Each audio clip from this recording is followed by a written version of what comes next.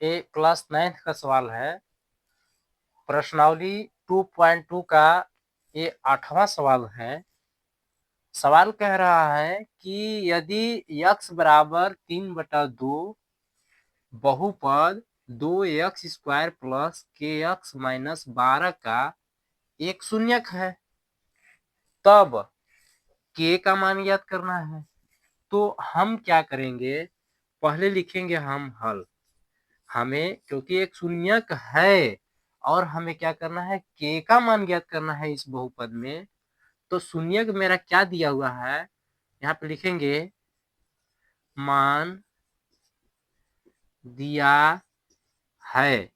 तो शून्यक दे दिया है, x बराबर कितना लिखा है 3/2 दिया है। अब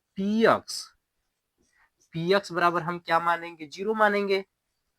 तो px का मान क्या है, 2x² प्लस kx माइनस 12 है। तो हमें क्या करना है, 2x² प्लस, क्योंकि ये px के रूप में है ना, तब हम क्या करेंगे कि जो ये मान है x बराबर यहाँ पे दिया हुआ है, तो 3 बटा क्या करेंगे 2 कर देंगे, इस तरह से करके बराबर 2 गुणे 3/2 का वर्ग प्लस k गुणे 3/2 माइनस 12, ऐसे हो जाएगा। अब हमें k का मान ज्ञात करना है, तो इसको हम क्या करेंगे, हम ऑलरेडी इतना बराबर 0 रखे हैं, तो ये सवाल हम लिखेंगे। अब इसको इस तरह से कर लेते हैं, 2 गुणे इसको तोड़ेंगे तो 3 3 9/4 हो जाएगा, क्योंकि इसका वर्ग इसका वर्ग करेंगे 9 होगा, इसका वर्ग करेंगे तो 4 आएगा, प्लस है। अब ये पहले लिखा जाएगा, यानी 3/2 के गुणा कर रहा है ना, तो इस तरह से अभी भी गुणा है, यानी -12 बराबर हो जाएगा 0।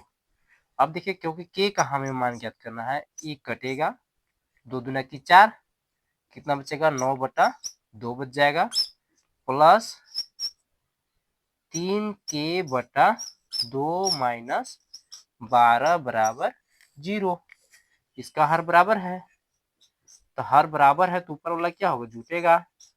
9 प्लस 3k/2 माइनस 12 बराबर 0।